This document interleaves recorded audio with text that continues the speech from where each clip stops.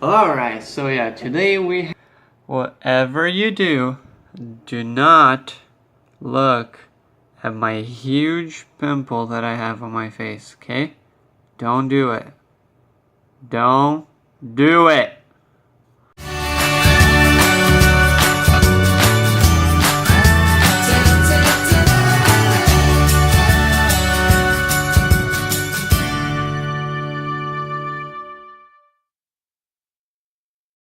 So yeah, today we have a little bit of a story time. So it'll be a bit different. So just sit back, relax, enjoy the story. Other than that, this is just basically because I don't have anything else to do. So, right. So today is Monday, and this happened last Wednesday night. Actually, what happened is that I drive an Acura. It's black and it's old, but it's still going strong. I've been having some like electrical problems in the car. I've just been procrastinating taking it in because I didn't want to have to pay a ton of money if it was an actual big problem. I needed an oil change, so I just took the car in and to get the oil change and asked them to check out what the problem was, if it was the battery, the alternator, whatever it was. So I get there, got the oil change, they checked it, it was just the battery was dead. And so I just need a new battery. Boom. Easy, nice, no problems at all. Everything went great. I didn't even wait that long. It was awesome. They got the car done. I went inside, the car started perfectly. It sounded great.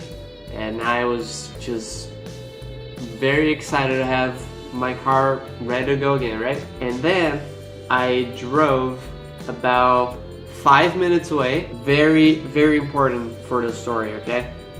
How many times I started the car after they fixed it. I got the car from the shop after they were done. I started it once. And then I went, drove 5 minutes away, had to turn the car off to get gas, turned it back on perfectly, 2 times. And I drove to the grocery store, which was another 5 minutes away, turned the car off, so that would have been the 3rd time.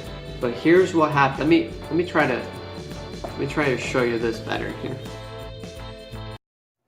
Alright, much better.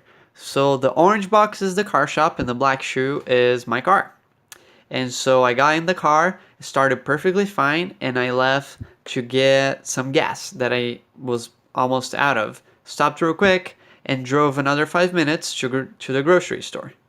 So what happened as I got to the grocery store is that I got out of the car and I noticed something was like stuck in the hood of my car.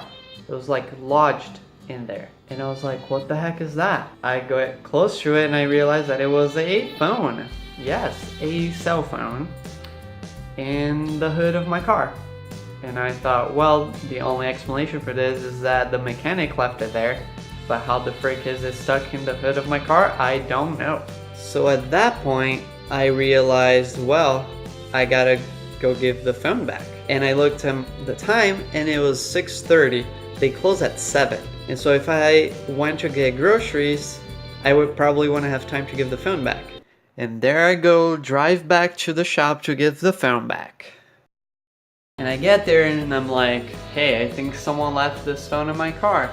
The mechanic comes out and he's like, oh dude, that was my phone, yeah, thank you so much, you're awesome, saved my butt. I was like, no problem, you know. And then I told him that it was lodged in the hood of the car, and he was like, what the frick? Because the phone was on top of the car. I don't even know how it fell there. And it could have gotten in the engine, so I have no idea how that happened. But anyway, so I gave the guy's phone back. He was really grateful, and we chatted for a second, just, you know, normal stuff. And I go back to my car to leave. By then, it was 6:50, more or less, so they had 10 minutes to close. And I get in my car, and I go, nothing. And then I try again, nothing. And one more time, and then it didn't work again. So I go a 4th and a 5th time, nothing. The car won't start. And I start panicking. I'm like, what is happening? Just fix this car. And so the car won't start. Back inside I go. The guy comes out and is like, what's up? And I was like, believe it or not, the car won't start. And so I was like, oh shoot man, let me help you out. And we go outside and he's trying to figure it out. He thought the battery was just misplaced, but it wasn't, it was perfectly fine. And the car still won't start. So again, the guy cannot get the car starting, and so he gets another dude and we push the car into the shop so that I can look at it. Just a side note, there was 5 minutes left to their close. There was nobody there. There was only 3 guys left. So we get the car in, and all the 3 dudes, they started looking at the car. They started working to try to figure out what the problem was. A minute goes by and one of the guys comes up to me and is like, okay, I think it's the fuel pump that's not giving gas to the engine. At this moment I was like, holy crap, and anxiety is absolutely real, because I thought the world was gonna end, because gas pumps are not cheap to fix. I don't have money for that, so yeah. Alright, so another minute goes by and the guy's like, okay, I don't think it's the gas pump anymore. And in my head I was like, oh, thank the Lord. But I was still shaking at the fact that I could have potentially been broke, completely broke in one night. The 3 dudes are working on the car, and then another minute goes by and this other guy comes up and he's like, okay, we figured out the problem. There's nothing to fix, it's fine. The problem is that because you got a new battery, the car needs to get used to it. If you drive it for 20 to 30 minutes or just leave it on for that time, it should get used to it and it should be perfectly fine. And in my head I'm like, okay, since when do cars do that? Cars are not people. So yeah, here we are again. It is Monday and the car is still running perfectly fine. I drove home, which is about 20 minutes away from the shop. I still left the car on for another 10 minutes to make sure, and it's been working perfectly fine. Now, there are a few things that I would like to point out very quickly, okay? First of all, miracles do happen. How many times did I start my car before it actually broke down?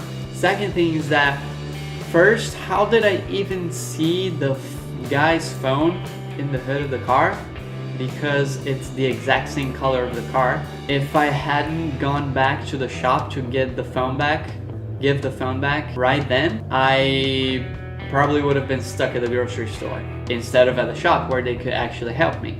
I could have just decided to give the phone back the next day, but I didn't, so figure that one out. And 3, how often does a mechanic leave his phone in the car? Just makes you think, you know? It was definitely some divine intervention, like some blessing from God or something, because I have no other explanation for this. Yeah, if I learned one thing from making this video is that I suck at telling stories.